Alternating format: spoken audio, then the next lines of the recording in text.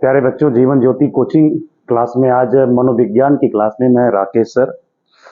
और आज जो हम आपको पढ़ाने जा रहे हैं वो सबसे इम्पॉर्टेंट आपको थॉट है ये। और जो वो थॉट है वो आपके मनोविज्ञान से संबंधित है। और मनोविज्ञान में सीटेट में अगर सबसे सर्वाधिक प्रश्न आता है तो वो प्रश्न आपके जीन प्याजे साहब से आता है। जीन प्याजे साहब पूरे मनोविज्ञान के लिए एक मील के पत्थर साबित होते हैं। और कोई भी प्रश्न आप अगर करने जाओगे तो आपको मनोविज्ञान के 30 प्रश्नों में से कम 8 से 10 प्रश्न सीटेट के एग्जाम में जीन प्याजे से संबंधित होगा।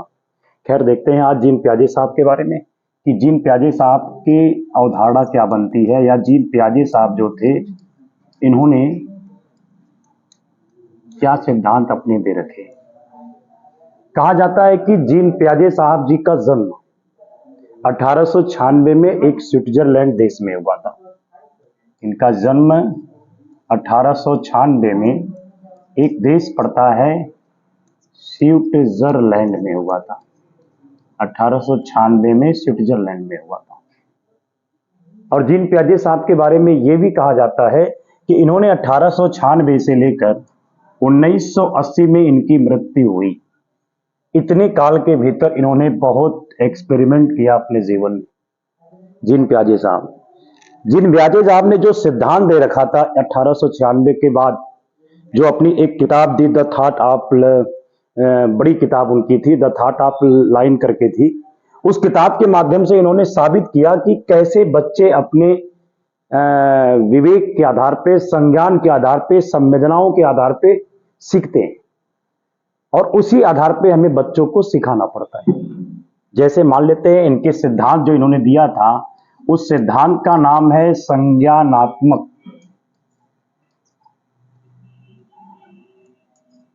विकास का सिद्धांत। संज्ञानात्मक विकास का सिद्धांत कहा जाता है। कहीं कहीं किताब में आपको मिलेगा, कहीं कहीं पर इनके सिद्धांत को आपको मिलेगा कि ये ज्ञानात्मक विकास का सिद्धांत दिए, ये मनोवैज्ञानिक विकास का सिद्धांत दिए। अर्थात इन्होंने बताया कोई भी बालक जब सीखता है तो वो अपनी बातों को या अपनी चीजों को या वस्तुओं को अपने संज्ञान में लेकर सीखता है। जब अपने वस्तुओं को संज्ञान में लेकर सीख रहा है अर्थात मानसिक प्रयोग कर रहा है। आप जब पढ़ रहे थे मनोवैज्ञानिकों को, तो एक छोटी सी चीज मैं आपको बता रहा हूं। हमने बताया कि जो मनोवैज्ञानिक थे उन्होंने अपनी अपनी विचारधाराएं अलग अलग दे रखी थी।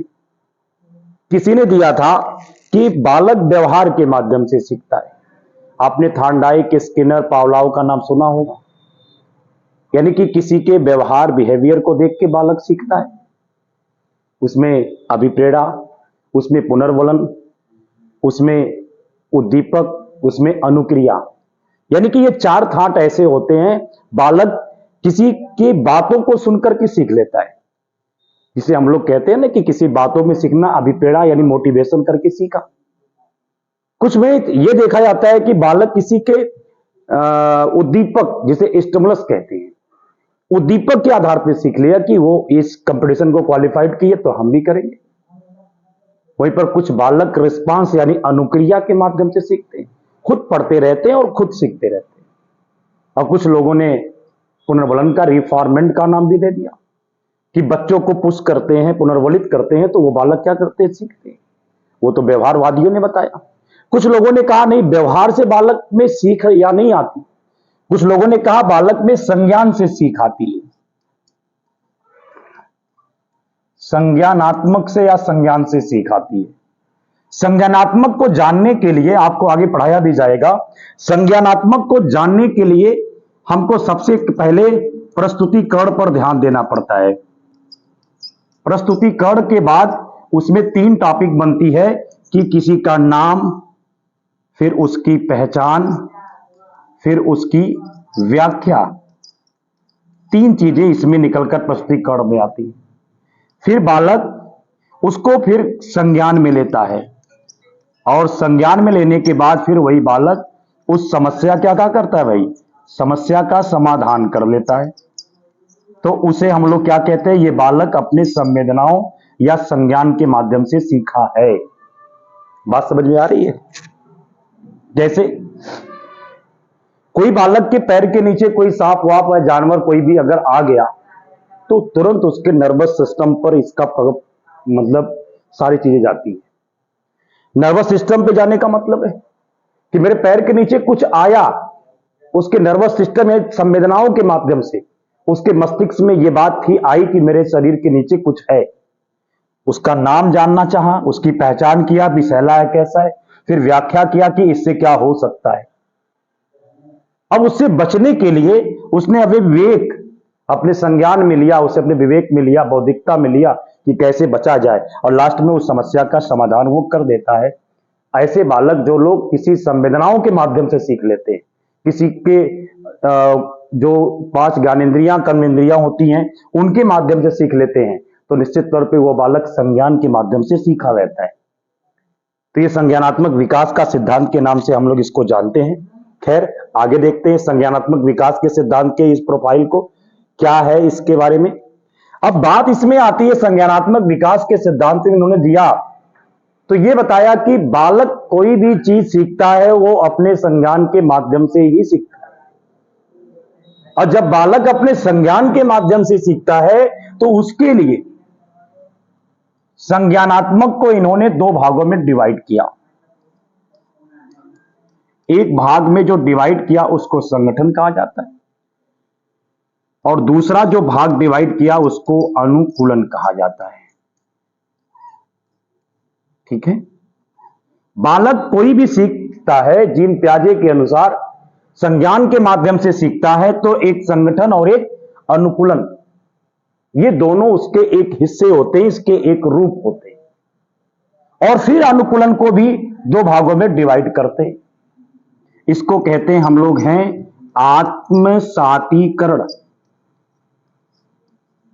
आत्मसातीकरण कहते हैं, और इसको समाविशिष्टीकरण कहते हैं, समाविशिष्टीकरण कहते हैं। आत्मसातीकरण और समाविशिष्टीकरण के नाम से हम लोग इसको जानते हैं। इसको समावेशन भी कहते हैं। क्या कहते हैं? इसको समावेशन भी कहते हैं। ठीक है, अब हमको यह देखना है कि कैसे जीन प्याजे साहब ने संज्ञान के माध्यम से बताया इन सब चीजों को। कुछ प्रश्न एग्जाम में बहुत आते हैं, जानते हो क्या आएगा? यह प्रश्न आएगा कि जीन प्याजे की वो 4 बातें में से एक विकल्प देगा कि यह नहीं है।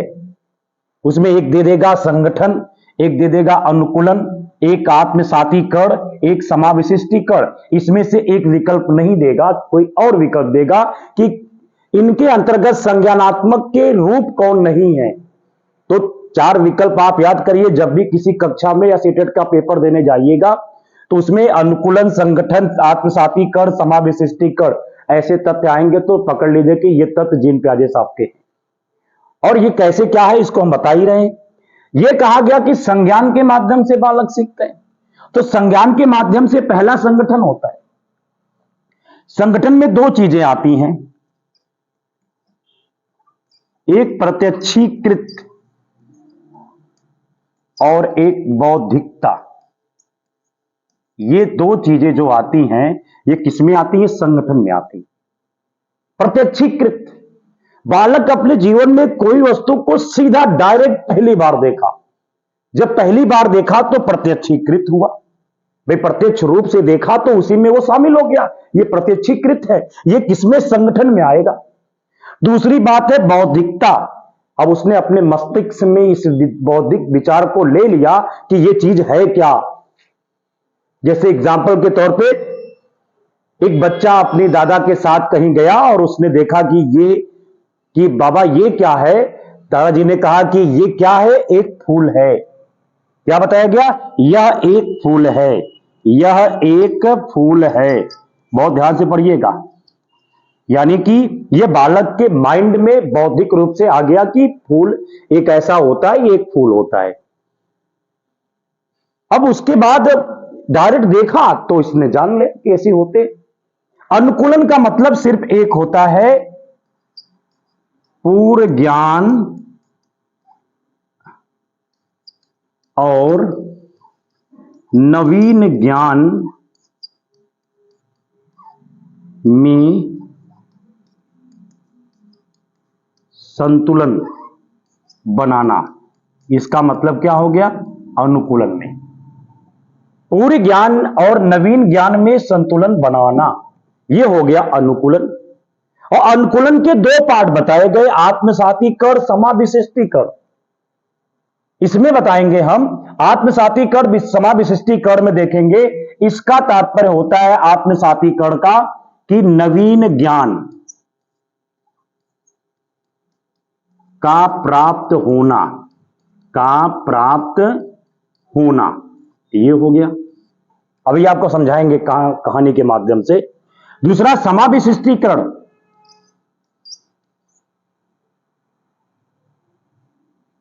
समाविशिष्टीकरण में होगा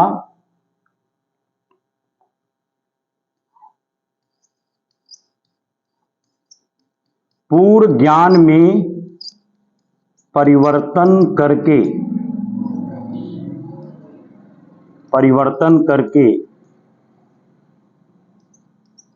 समस्या समाधान करना, ये आपका क्या हो गया? ये आपका हो गया समाविशिष्टीकरण हो गया।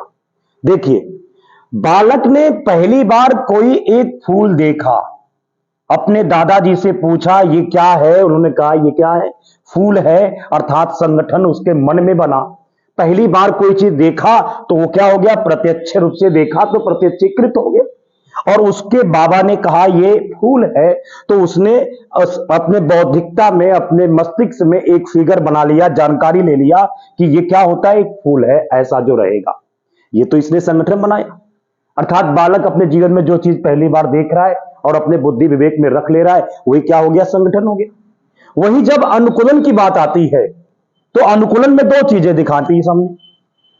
जो बालक ने एक फूल देखा बगीचे में, अगली बार उसने उस दूसरे बगीचे में गया और एक कमल के फूल को देखकर कहा बाबा देखो वो फूल। अब बाबा जी ने कहा बाबू वो फूल नहीं है, वह कमल का फूल है। फूल है लेकिन किसका है? कमल का फूल है। अब नवीन ज्ञान मिला कि नहीं उसको भाई? नवीन ज्ञान क्या मिला? आत्मसाती का आत्मसात किया, समावेशन किया कि क्या है? एक नवीन एक कमल का फूल है। अब यहां दूसरा ऑप्शन हो गया कमल का फूल, ठीक। अब जो उसको पूर्व ज्ञान था, जो पूर्व ज्ञान था कि ये क्या है? एक फूल है, और नवीन ज्ञान क्या प्राप्त हुआ कि ये कमल का फूल है। और अब धीरे धीरे ये सफेद रंग का देखा तो क्या कहा? चमेली का फूल है, ये गुलाब का फूल है। अब सारी चीजें उसको पूर्व नवीन ज्ञान में परिवर्तन करके नवीन ज्ञान के माध्यम से समस्या का समाधान कर लिया। अर्थात बालक समाविशिष्टीकरण का मतलब अपने निष्कर्ष पर पहुंच गया। इसी को हम लोग कहते हैं समाविशिष्टीकरण। कहीं कहीं किताब में दे देगा विशिष्टीकरण, तो भी डरिएगा मत, बात वही होगी। समाविशिष्टीकरण या विशिष्टीकरण, बात एक ही जैसी होगी, ठीक है। मैं एक बार दोहरा दे रहा हूं, बहुत सरल चीज है। जीन पियाजे साहब जी का जन्म 1896 में स्विट्जरलैंड में हुआ। 1980 तक उन्होंने, जीन पियाजे ने 1980 में यह कहा जाता है कि इसने बताया संज्ञानात्मक विकास की अवस्था में, इसने एक संगठन बताया और एक अनुकूलन बताया। इसमें संगठन में यही चीज आती है कि प्रत्यक्षीकृत या बौद्धिकता, इसका एक प्रभाव बताया कि बालक में कोई भी चीज पहली बार देखेगा और फिर उसके भीतर उस चीज के प्रति एक बौद्धिकता की क्षमता का विकास होगा। दूसरा अनुकूलन बताया, अनुकूलन में आत्मसाती करण या समावेशन कहते हैं। और यही जानते रहे कि नवीन ज्ञान प्राप्त करने या कहीं कहीं पर किताबों में ऐसा भी समझ आ सकता है पूर्व ज्ञान और नवीन ज्ञान को जोड़ना, ये भी देगा पूर्व ज्ञान और नवीन ज्ञान को जोड़ना। पूर्व ज्ञान प्लस नवीन ज्ञान को जब जोड़ा जाता है, नवीन ज्ञान को जोड़ना, ये क्या कहलाता है? ये आपका कहलाता है आत्मसातीकरण। और वहीं पर समाविशिष्टीकरण होगा तो पूर्व ज्ञान में परिवर्तन करके अपने वातावरण के साथ जो अपना अस्थायित्व बना रहा है या वातावरण के साथ जो भी समस्या का समाधान कर रहा है, वो उसका समाविशिष्टीकरण कहलाता है। किसी कक्षा में प्रश्न ऐसे ही कुछ पूछेगा, आत्मसातीकरण का डिफिनेशन पूछेगा, समाविशिष्टीकरण का डिफिनेशन पूछेगा। अनुकूलन का करेगा, संगठन का पूछेगा। तो अब जब भी आ जाए बालक की पहली अवस्था जो आती है समझने की, सोचने की, ग्रहण करने की, वो संगठन में होता है। बालक में दूसरी अवस्था होती है जिसमें पूर्व ज्ञान नवीन ज्ञान को जोड़ा जाता है, उसे कहा जाता है आत्मसातीकरण, या नवीन ज्ञान यहां फिर से प्राप्त हुआ, जो पुराना ज्ञान था उसके अलावा एक नया ज्ञान संशोधन के रूप में आया। वहीं पर अगला है समाविशिष्टीकरण, अर्थात पूर्व ज्ञान में परिवर्तन करके जो वातावरण के साथ तालमेल बिठाया जाता है उसी को समाविशिष्टीकरण कहते हैं। यानी अंतिम अवस्था बालक के सीखने की समाविशिष्टीकरण के रूप में आता है। देखिए इसमें आगे क्या है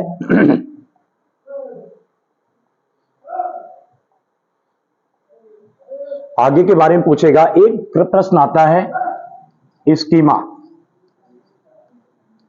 एक प्रश्न आता है स्कीमा। अब स्कीमा क्या कहलाता है? बहुत ऐसे जगह पे आपको ये प्रश्न दिखेंगे जो आपको बहुत संशय में डाल देंगे कि ये स्कीमा है क्या। जब कोई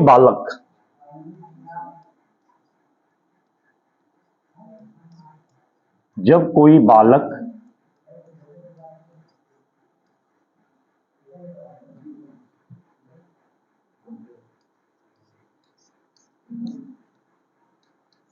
अपने दिमाग में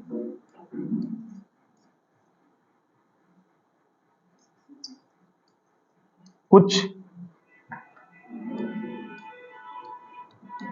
पहले से ग्रहण किए रहता है, ग्रहण किए रहता है, तो उसका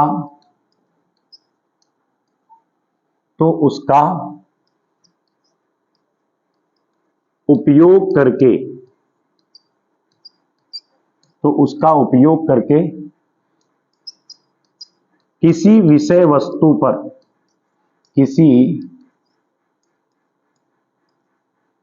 विषय वस्तु के प्रति अवधारणा बनाता है।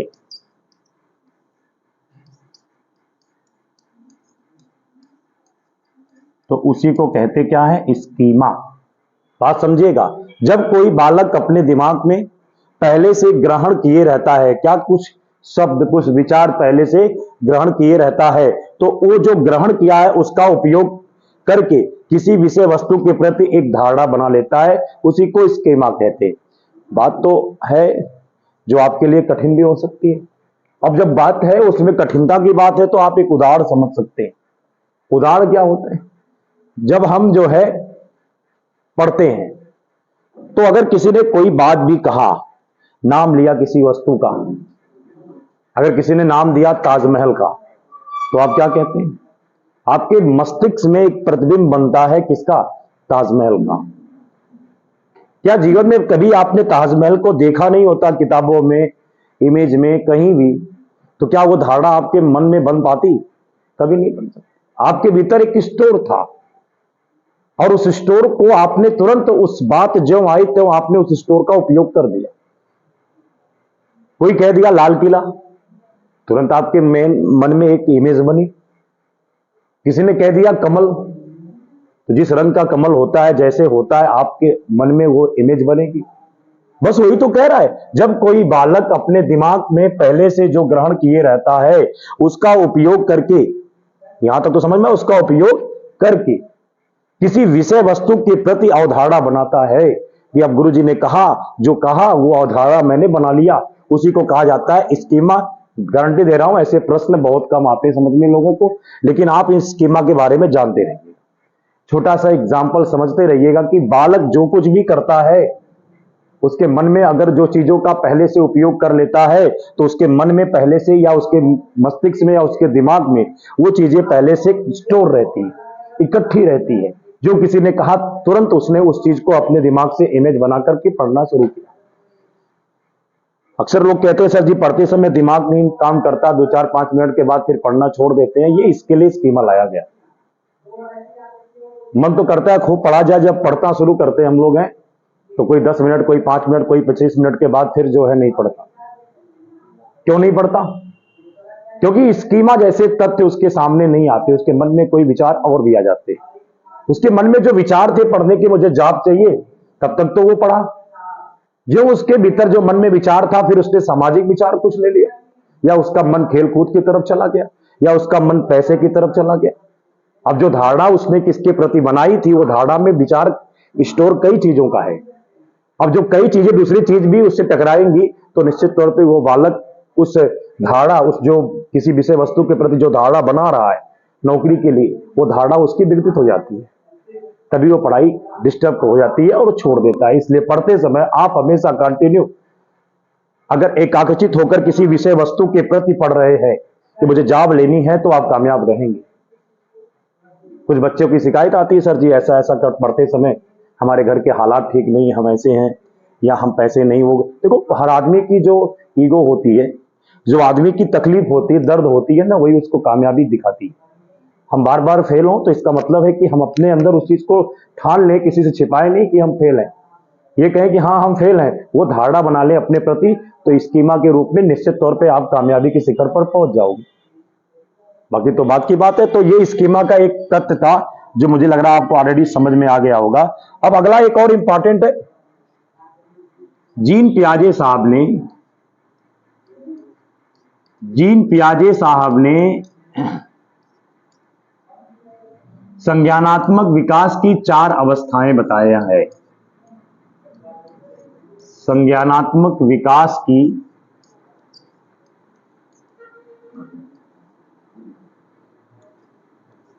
4 अवस्थाएं बताई है।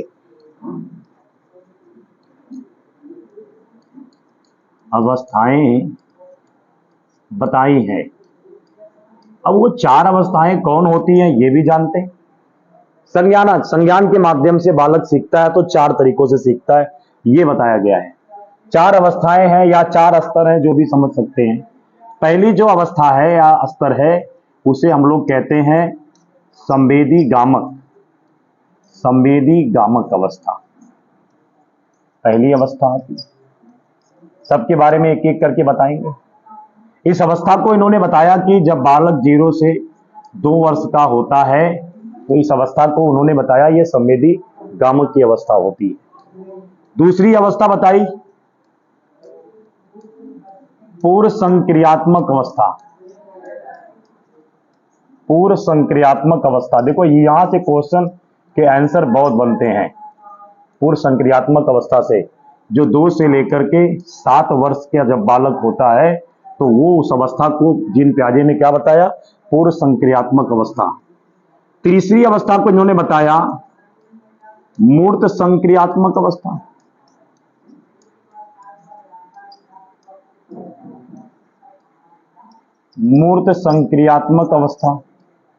और जो मूर्त संक्रियात्मक अवस्था को इन्होंने बताया, वो 7 से लेकर 11 वर्ष बताया। चौथी अवस्था जो इन्होंने बताया, औपचारिक, या इसी को अमूर्त भी कहते हैं।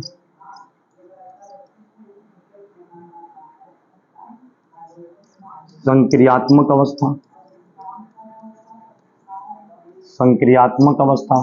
और ये अवस्था की उम्र कितनी होती है भाई, इसको उन्होंने बताया 11 से, जब बालक 15 साल का होता है तो उसके अंदर ये अवस्था विद्यमान होती है। 4 अवस्थाएं सबसे इंपॉर्टेंट है। देखने में नाम कठिन लग रहे हैं, काम इनके बड़े सरल हैं।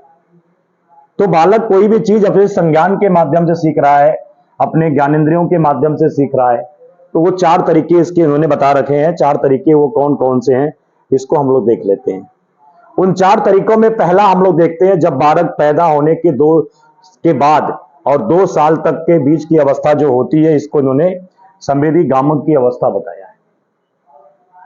जब बालक 0 से 2 साल के बीच में होता है, तो वो अपने शरीर के माध्यम से सीखता है। किसके माध्यम से? शरीर के माध्यम से सीखता है। अब कहेंगे सर जी ये कैसे हो गया?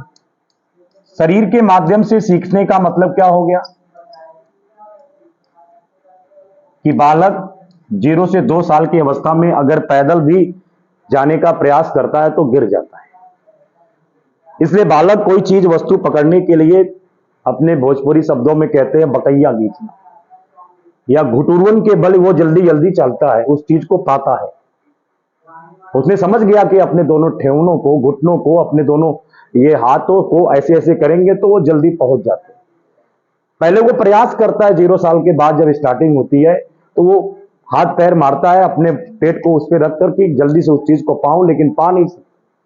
धीरे धीरे उसकी समझ में आता है और उसके दोनों ठेहुने और घुटने के माध्यम से चलने लगता है। वो सीख गया कि ये चीज पाना है तो इन दोनों का प्रयोग करना है। इसमें किसी ने सिखाया नहीं, बस कोशिश किया और उसने अपने हिसाब से सीख लिया। तो शरीर के माध्यम से सीखा कि नहीं बालक? कोई भी वस्तु उठाया और वो पहले कोई वस्तु पकड़ता है तो अपने हाथों में लेकर के मुंह में डालता है। तीखा मर्चा पा गया और मुंह में डाल दिया, दोबारा क्या वो तीखा मर्चा देखकर उठाएगा? कभी नहीं। अब सीख गया कि ये चीजें नुकसान करेंगी। लालटेन जल रही थी, उसको जाके लौ बार बार पकड़ने जाता है। रूसो साहब ने एक्सपेरिमेंट दे रखा था ये, कि जब लौ को, लालटेन की लौ को या लंप की लौ को पकड़ना चाहता है तो बार बार घर के लोग मना करते हैं, मत पकड़ो जल जाओगे, बहुत वो जिद करता है। रूसो ने कहा छोड़ दो उसको, एक बार उसने छोड़ दिया, लंप को छू लिया और उसके बाद जल गया। दोबारा फिर वो बालक नहीं छूने जाएगा। उसने तो खैर प्रकृति का सिद्धांत दिया था, लेकिन सच है कि बालक अपने शरीर अंग के माध्यम से सीख रहा। बालक जो कुछ भी अपने ज्ञानेंद्रियों से सीखता है, ज्ञानेंद्रियों से सीखता है। इस अवस्था में बालक अपने ज्ञानेंद्रियों से सीखता है। ये ज्ञानेंद्रियां क्या होती है? हिंदी में आप पढ़े भी होंगे, बचपन से पढ़ रहे हैं। आंख, नाक, मुंह, त्वचा, जिह्वा, यही है ना? ये आपकी ज्ञानेंद्रियां होती है। कोई रो रहा है तो ये लड़का भी देखकर रोता है, क्योंकि उसकी आंखों के माध्यम से ये पहचान रहा है कि वो दुखी है। कोई डरवाता है तो बालक भी डर के मारे वो भी रोता है। तो कहते हैं कि लड़का अब वो सीख लिया अपनी आंखों के माध्यम से कि कैसे किससे मुस्कुरा के बात करनी है। अपने ओट्स को हिलाता है, और जब हिलाता है इसका मतलब वो खुश हो रहा है, रो रहा है तो इसका मतलब हो कि वो महसूस किया है कि ऐसा कोई मुझे कहेगा अपने ओठों के माध्यम से, किलकारियां मारेगा तो मैं हंसूंगा, और अगर उसके ओठ गुस्से के रूप में है तो वो बालक भी उस गुस्से के रूप में वो रोएगा। उसको बुलाने पर कान के माध्यम से सुनेगा और वो सीखेगा कि बुलाने पर लोग कहते हैं तो एक बार घूमना पड़ता है। सारी बातें आप समझ सकते हो। बालक इस अवस्था में सबसे अधिक अगर किसी वस्तु के पास जाना चाहता है तो वो प्रकाश से खुश रहता है। प्रकाश से इसका प्रेम होता है। 2 साल तक की अवस्था में प्रकाश से इसका बहुत प्रेम होता है। जब रात में लाइट कट जाती है, कभी कभी इन्वर्टर भी काम नहीं करते, तो फिर अक्सर घर में अंधेरा छा जाता है, और जब अंधेरा छा जाता है बालक रोने लगता है, उसको उजाले की जरूरत होती है। जो ही लाइट आती है वो किलबिलाकर हंसता है। जब किलबिलाकर हंसता है उसी को कहते हैं प्रकाश से इसके अंदर एक अद्भुत प्रेम होता है, चमक जाता है। और वो सीख लिया कि उजाला आ गया, इसका मतलब उसके अंदर एक एक्टिविटी जाग गई। उसको मालूम हो गया कि इससे हमको दिखेगा, नहीं तो नहीं दिखेगा। बातें तो और इसमें है। वस्तु से, कोई वस्तु से चीज पकड़ता है, कोई भी वस्तु से कार्य करता है, और फिर रेत पर या कोई चीज पर लिखना भी चाहता है, रेत पर लिखता भी है, रेत पर लिखता भी है। सारी चीजें ऐसी होती हैं जो बालक ये सब कुछ क्या कर रहा है, करके सीख रहा है। अर्थात जो है बालक संवेदी गामक अवस्था में अपने शरीर के माध्यम से सीखता है। ये पहली बार जीन प्याजे ने जो अपने 3 बच्चों पे 16 साल तक एक्सपेरिमेंट किया और ये बताया कि हर एक दुनिया के बच्चों में ये एक्टिविटी पाई जाती है। तो 0 से 2 साल के भीतर बालक ऐसी एक्टिविटी करता रहता है और इसके माध्यम से वो सीखता रहता है। ठीक है। अब इस संवेदी गामक के बाद क्या होता है देखिए। अब संवेदी गामक के बाद दूसरी अवस्था को मैंने बता रखा था। दूसरी अवस्था को हम लोग क्या कहते हैं? पूर्व संक्रियात्मक अवस्था। पूर्व संक्रियात्मक अवस्था। और इसी पूर्व संक्रियात्मक अवस्था को हम लोग जान सकते हैं, जिसको हम लोग जानते भी हैं, उसे हम लोग कहते हैं, जो कि 2 से लेकर के 7 साल का जब बालक होता है ना, तो उसके भीतर ये अवस्था को हम लोग पूर्व संक्रियात्मक अवस्था के नाम से जानते हैं। पूर्व संक्रियात्मक अवस्था यानी 2 से 7 साल में बालक क्या सीखता है, कैसे हम पहचानते हैं? बालक इस अवस्था में एक उसके अंदर विकास होता है जीववाद का। किसका विकास होता है? जीववाद का। जीववाद का तात्पर्य होता है बालक के निर्जीव में, बालक के अंदर निर्जीव में सजीव चीजें दिखाई देना। आपने देखा है 2 से 7 साल का जब बालक होता है ना, तो वो दौड़ता है, और जब वो दौड़ता है तो उसको कोई खाट से, किसी कुर्सी से, किसी वो बेड से, किसी से उसको चोट लग जाती है। चोट लगती है तो रोता है, फिर वो माँ या पापा किसी की या दादी किसी को बुलाता है, तो घर के लोग पूछते हैं क्या हुआ बाबू? उसने कहा मुझको वही मारा है, मेज मारा, कुर्सी मारी, जो भी डेस्क मारा, जिससे मारा उसको कहता है। और ये चाहता है कि उसको ये भी जाकर के मारे तो मेरी इच्छा पूरी होगी। तो घर के लोग जाते हैं, उसको मारते हैं, चारपाई को या किसी चीज को, तो वो फिर खुश हो जाता है कि चलो ठीक है। अर्थात उस बालक में निर्जीव चीज में भी क्या दिखाई देती है? सजीवता दिखाई देती है। अक्सर 2 से 7 साल के बालकों में ऐसी गतिविधि पाई जाती है, इसी को लोग कहते हैं जीववाद। क्या कहते हैं? जीववाद। पूछेगा कि किसी कक्षा में कोई बालक को किसी वस्तु से चोट लग जाती है तो वो बालक 2 से 7 साल की अवस्था में क्या अपेक्षा रखेगा अपने परिवार के लोगों से? यही रखेगा कि उस जिस चीज से उसको चोट लगी हो उसको वो फिर से वो लोग मारे। यानी उसके अंदर निर्जीवता में भी सजीवता दिखाई देती है, इसी को जीववाद कहते हैं। अगला एक और है अपलटावी। अपलटावी भी कहते हैं, या इसको एक नाम से और जानते हैं, विलोमयता। विलोमयता, जिसका तात्पर्य होता है उल्टा करना। बालक 2 से 7 साल की अवस्था में कोई भी वस्तु को उल्टा करके सीखता है। किताबों को आपने उसको सब बताया, ईटिंग शुगर नो पापा, इली इलाइंग यस पापा, फिर उसको किताब दो बेटा तुम सुनाओ, फिर वो तुरंत उस किताब को उल्टे भी लेकर के और वही वर्ड हूबहू अनुकरण के माध्यम से सिखा देता है, पढ़ा देता है, पढ़ देता है, लगता है सब सही है लेकिन उल्टा क्या। ABCD से Z तक पढ़ाओ, वो कभी कभी AB XYZ वगैरह या उल्टे से ऊपर आ गया, कोई उसका भरोसा नहीं। अक्सर वो कोई चीजों पे उल्टा ही कार्य करता है। कहोगे दाएं हाथ से खाओ, बाएं हाथ से खाएगा, दाएं हाथ से लिखो, लेफ्ट हैंड से लिखेगा। कुछ ऐसी एक्टिविटियां उसके इस 2 से 7 साल की अवस्था में जरूर होंगी। ऐसा कभी महसूस ना करिएगा कि डॉक्टर के पास पहुंच जाए, डॉक्टर साहब मेरा बच्चा ऐसे ऐसे करता, उटांग पटांग हरकतें करता है। अरे यार, ये 2 से 7 साल की अवस्था को जिन प्याजे ने इसीलिए कहा यह अपलटावी की अवस्था है, अर्थात ये विलोमयता की अवस्था के रूप में इसको माना गया है। इसमें आगे और भी कहा गया है अहम केंद्रिता। अगला है अहम केंद्रिता।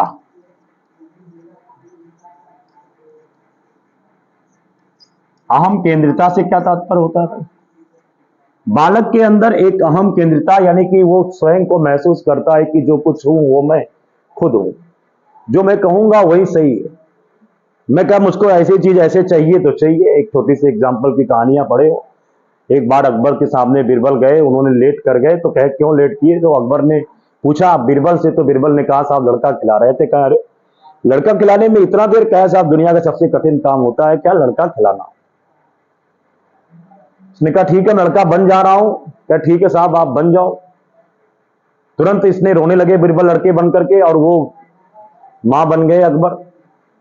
बीरबल रोने लगे कि मुझे हाथी मंगाओ, राजा थे भाई, ओरिजिनल हाथी आ गई। फिर कहे मुझे कि ओखली लाओ जिसमें मसाले कूटने वाले होते थे, ओरिजिनल ओखली लाई गई। फिर कहा कि इस ओखली में हाथी को बिठाओ। कहे ऐसे तो नहीं होगा। बीरबल जिद कर रहे थे, एक दो झापड़ लगा भी दिया अकबर साहब। उन्होंने कहा तुम्हारे समझ में नहीं आ रहा, इसमें कैसे बैठेगा, अगर तुम मेरी जगह होते तो क्या करते? उसने कहा साहब मैं ठीक कर लेता इसको।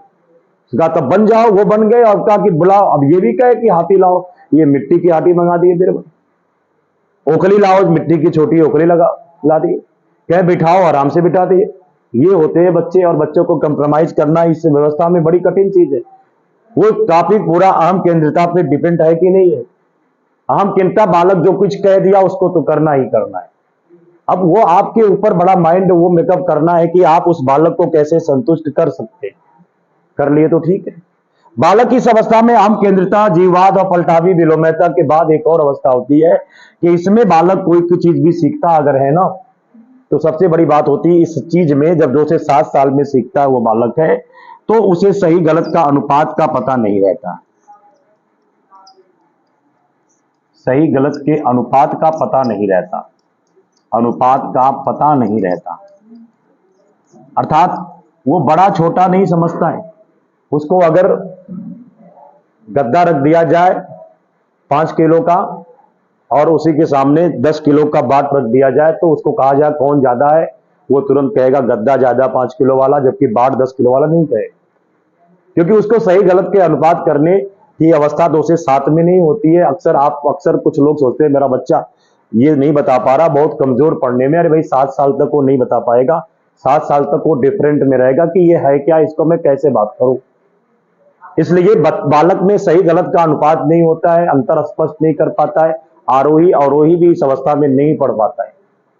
इसीलिए आपने सनातनी धर्म में, बौद्ध धर्म, जैन धर्म में देखा होगा कि जो बच्चे गुरुकुल में, मठ में जाते थे एंट्री के लिए, उनका एडमिशन 6 से 7 साल में ही होता था, ताकि बालक इसी अवस्था में उसको सब चीजों का ज्ञान धीरे धीरे सरल रेखा खींचने का वो मालूम हो जाता है। जबकि मकतब जो होता 4 साल 4 महीने 4 दिन में इस्लाम धर्म के अनुसार बच्चे को मकतब में भेजना चाहिए था, क्योंकि उस वक्त वो एक मान्यता है, मनोवैज्ञानिकों ने भी माना इस चीज को है कि बालक में शब्द के जो भंडार बढ़ते हैं 1200 से 1500 तक, और बालक जो है शब्द कोशों को सरल तरीके से लिखने लगता है। इसलिए मकतब के हिसाब से बालक को 4 साल 4 महीने 4 दिन के हो जाए तो मकतब में एंट्री करनी चाहिए। लेकिन बालक सरल जो रेखाएं होती हैं उसको स्पष्ट रूप से खींचना 6 साल में पूरा करता है। इसलिए बौद्ध, जैन और फिर सनातनी धर्म के लोग जो थे गुरुकुल मठ में एडमिशन के समय पे इनकी न्यूनतम उम्र 6 साल मानते। तो फिलहाल सही गलत का अनुपात बालक किस अवस्था में कर पाएगा? पूर्व संक्रियात्मक अवस्था में ही कर पाएगा, किसी और अवस्था में नहीं कर पाएगा। अब इसी के भीतर हम लोग अगर जानते हैं तो इसको हम लोग 2 भागों में डिवाइड भी कर देते हैं। एक पूर्व प्रत्यात्मक कहते हैं, एक आंत प्रज्ञ कहते हैं। पूर्व प्रत्यात्मक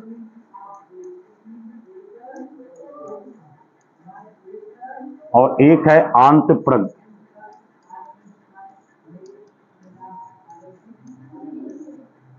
कहा गया कि पूर्व संक्रियात्मक अवस्था को इन्होंने 2 भागों में डिवाइड कर दिया, और जो 2 भाग में डिवाइड किया, एक पूर्व प्रत्यात्मक का और एक आंत प्रज्ञ का। ये पूर्व संक्रियात्मक अवस्था के एज ए पार्ट 2 पार्ट 3। इसमें क्या है, पूर्व प्रत्यात्मक की अवस्था को जो माना गया, ये माना गया 2 से लेकर के 4 वर्ष तक, और ये आंत प्रज्ञ को 4 से लेकर 7 वर्ष तक की अवस्था को आंत प्रज्ञ माना। बहुत बड़ा इंपॉर्टेंट प्रश्न है, सीटेट में आता रहता है। पूर्व संक्रियात्मक अवस्था को 2 भागों में जो डिवाइड किया गया, जो पहली अवस्था थी पूर्व प्रत्यात्मक की, इसमें कहा गया कि बालक हमेशा 2 से 4 साल की अवस्था में उसके पास कब, क्यों, कैसे और कहां और कब, जो भी है, ये सारे प्रश्न उसमें कब आएंगे? जब बालक 2 से 4 साल का होता है। अक्सर लोग अपने गांव में कहते हैं गुदरी बोल रहा है, इससे कौन बात करेगा, लंबी लंबी बात कर रहा है। कोई चीज को पूछेगा ये बिजली है तो क्यों आई, बिजली फिर तार में कैसे आई, बिजली फिर खंभे पे कैसे आई, फिर बिजली बनी कैसे, फिर बारिश का पानी या कोई प्रेशर के साथ गिराया जाए तो कैसे करंट नहीं बनता, कितना फोर्स चाहिए, ये सारी चीजें पूछता है। घर पे संतुष्ट नहीं होता है तो लोगों से पूछता है। लेकिन कभी बच्चों को डांटना नहीं चाहिए इस 2 से 4 साल की अवस्था में। अगर आपने डांट दिया उस बच्चे को तो कन्फर्म है कि वो फिर जीवन में कभी किसी से प्रश्न नहीं पूछेगा। अक्सर माँ बाप को पता नहीं होते, अब भाई बहुत लोगों को बहुत जानकारियां नहीं होती। पूछेगा कि बिजली कहां से आई, बताएंगे कि खंबे से आई, खंबे पे बिजली कहां से आई, ट्रांसफार्मर से आई, ट्रांसफार्मर से कहां से आई तो हैंडल से आई, हैंडल से कहां से आई। तो अब उसके आगे तो बहुत सोचना पड़ता है उनको। जो लोग थोड़ा बहुत पढ़े कभी है तो उनको पता है डैम बहुउद्देशीय परियोजना होती है, बांध, फिर उसमें प्रेशर के साथ वो पानी गिराया जाता है जिससे करंट पैदा होते हैं। अब ये बातें उस बच्चे को प्रैक्टिकली भी आपको करनी पड़ेगी, क्योंकि लोगों को नहीं आता, लोग मार देते हैं, बच्चे बिदुक जाते हैं, धीरे धीरे वो आपसे प्रश्न करना बंद कर देते हैं। अक्सर बेटे, बच्चे छोटे या पत्नियां, बच्चियां जो भी हैं, वो अपने माता पिता से ज्यादा संतुष्ट ना होकर अपने दादा दादी और नाना नानी से ही संतुष्ट रहते हैं, क्योंकि उनके पास वो भरपूर समय होता है। दादा दादी और नाना नानी, उनको अगर वो प्रश्न का जवाब नहीं मिलता है तो वो उस बच्चे को मोटिवेट किसी और चीज की तरफ करते हैं, ताकि वो बच्चा मुझसे इस बारे में पूछे तो मैं इसको पूरे अच्छे तरीके से पढ़ाऊं।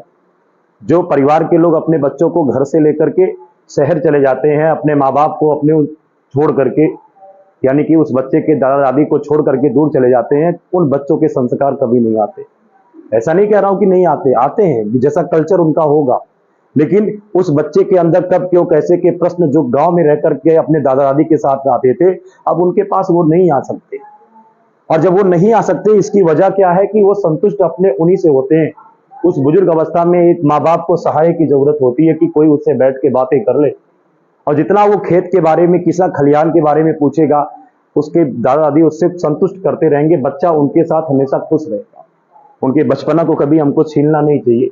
फिलहाल जो भी है, तो इसमें पूर्व प्रत्यात्मक की बात इन्होंने की कि बालक की जब 2 से 4 साल की अवस्था होती है ना, वो ये आपसे प्रश्न करेगा ही, कोई चीज में कब बना, क्यों बना, कैसे बना, कहाँ बना, ये प्रश्न आएंगे। तो इसी को कहते हैं पूर्व प्रत्यात्मक अवस्था। दूसरी अवस्था इसी की आती है जिसे आंत प्रज्ञ कहते हैं, जो 4 से 7 साल की अवस्था होती है। इस अवस्था में बालक कोई भी बात करेगा वो बिना तर्क के करेगा। बिना तर्क के कोई भी प्रश्न बालक के कर रहा है तो निश्चित तौर पे मान के चलिए कि वो आंत प्रज्ञ के अंतर्गत है, यानी 4 से 7 साल की अवस्था में वो प्राप्त किया गया। बिना तर्क का मतलब क्या? कुछ भी प्रश्न करो, कोई बात करो, तो वो बिना कोई सोचे समझे वो जवाब दे देगा। यहां से दूर जाना है, बीच में खड्ड है, कहकर सीधे में दौड़ जाओ। लेकिन उसको ये नहीं पता कि वो बीच में गिर सकता है, खड्ड है। तो ये बिना तर्क के प्रश्न बालक कब करता है? जब वो पूर्व संक्रियात्मक अवस्था में होता है। तो बच्चे, आप लोग एक बात ध्यान से सुन लीजिए कि सबसे अधिक प्रश्न के विकल्प अगर बने हैं आज तक सीटेट में, तो 90% प्रश्न के विकल्प पूर्व संक्रियात्मक अवस्था से आते हैं। ये दूसरा थाट था। तीसरे थाट पे हम लोग पहुंचते हैं। तीसरा थाट क्या कहलाता है? देखिए, 4 थाट है भाई। अब तो दूसरा सबसे इंपॉर्टेंट था, तीसरा चौथा छोटा थोड़ा सा है, देख लीजिए। तीसरे थाट को इन्होंने बताया, अवस्था को बताया है, इसको कहा जाता है मूर्त संक्रियात्मक अवस्था। मूर्त संक्रियात्मक अवस्था के नाम से जानते हैं।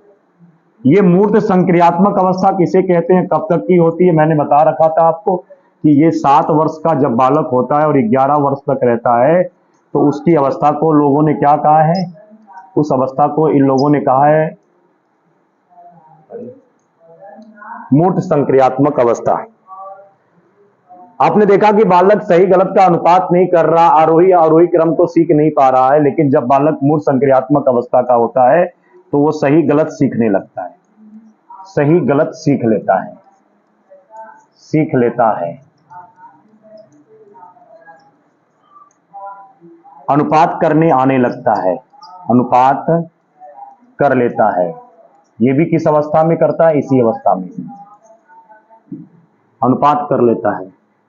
और कोई भी वस्तु को देखकर मूर्त चिंतन करने लगता है, मूर्त चिंतन करने लगता है।